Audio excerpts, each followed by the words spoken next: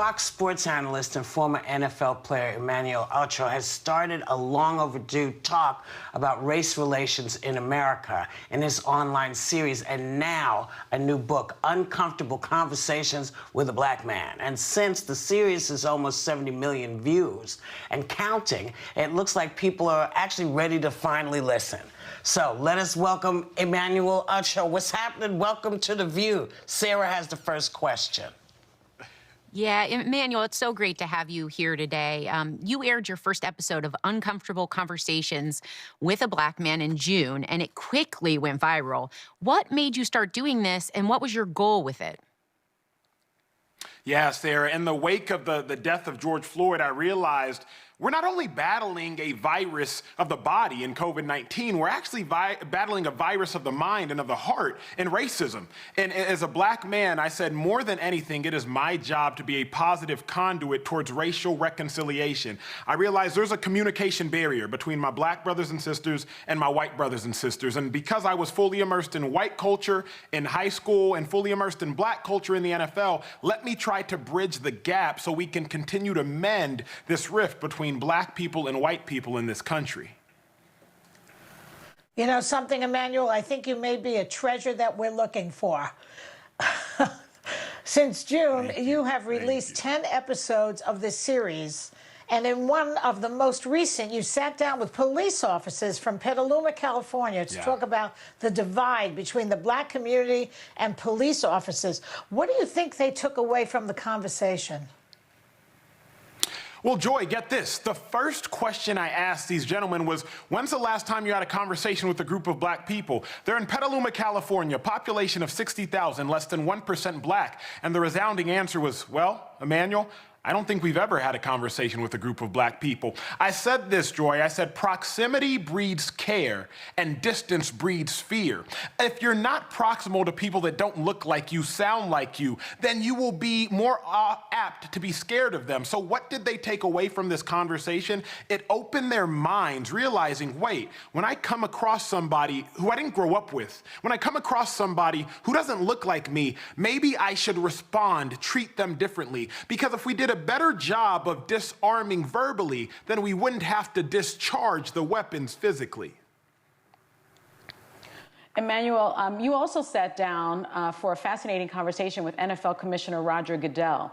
Now, he has apologized for not understanding why players were kneeling and said he wished he would have listened to Colin Kaepernick earlier.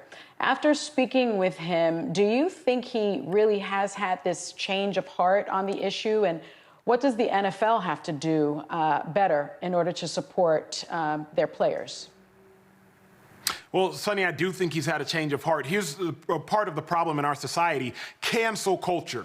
As soon as somebody states an opinion, they're never allowed to change their opinion in our society. It's as if they can't learn and grow and evolve. Roger Goodell has self-admittedly learned, listened, he's grown up and he has evolved. He said, I heard what the players were saying, but it wasn't until I saw it that I had to change. What can he now do? Continue to get out the stands, continue to get off the sidelines. In football, the players play and the fans, they clap and they cheer. Well, it's up to the owners, it's up to the commissioner to not be a fan in racial reconciliation, but to be an active player. Get involved, talk to your players in your different cities and figure out what you can specifically do in your city to bridge this gap. That's what he can do. That's what he's starting to do. Emmanuel, you've said that if white people are the problem, then they also have to be part of the solution. I, like many, want to be part of this conversation. So how can I be a good ally and be part of the solution? That's a great question, Sarah. It's not just about intention, it's about direction. And that's why I wrote the book. So many people have great intentions. Well, Emmanuel, I want to be a part of the solution. Well, first you have to know what to do. And so I wrote the book kind of to be a manual on, there is an issue, I understand the issue. Now that I know what the issue is and I fully understand the issue, my empathy has grown. Now I can be a part of the solution. What does that look like? First, that looks like having conversations. You have to know exactly what is going on with your black brothers and sisters. My black brothers and sisters, understanding the disconnect with the white brothers and sisters. After you understand the problem, the specific problem that may exist in your neighborhood, in your community, with your friends, that is how you can now act. But Sarah, it's not enough to just talk about it. It's now after you talk and you learn, everyone commit to doing something. I do wonder what Roger Goodell is going to do with Colin Kaepernick and the career that has been ruined. But I want to talk to you about your book because I read it and I think it's fantastic. You've turned the Uncomfortable Conversation series into a book. Tell us about it, and what are you hoping people will learn from it? Well, I believe that the spoken word has sizzle. My videos, like you all said, over 70 million views now. That's great, but I didn't do this for clicks. I didn't do this for likes. I did this to make change. I would rather substance than sizzle. So the reason for writing this book is so everyone realizes they can individually make change. I want this book to be like the figurative baton that is passed off in a relay race. You read it, you understand it, and then you hand it off so that we can all run this race towards reconciliation. I believe this, Sonny, if each individual realizes they can affect their neighborhood, well, that neighborhood, it's a part of the city, and that city can affect that state which it's a part of, and that state can have an impact on the nation and the greater world around us. But it all starts with the individual. I'll end with this example. And when I was a kid, I used to play with dominoes, and I would stack up 100 dominoes, and I would push the first domino over, and I would watch it knock each and every domino after that over. But remember, the first domino, it never had the intention of knocking over the 100th domino. It only had the intention of knocking over the next domino. And so as it pertains to racial reconciliation, don't try to do everything.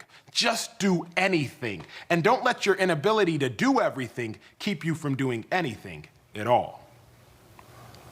There you go. So thank you, Emmanuel. You also need to come back and talk to us some more. It's a real pleasure to have you on the show. His book, Uncomfortable Conversations with a Black Man, is out today.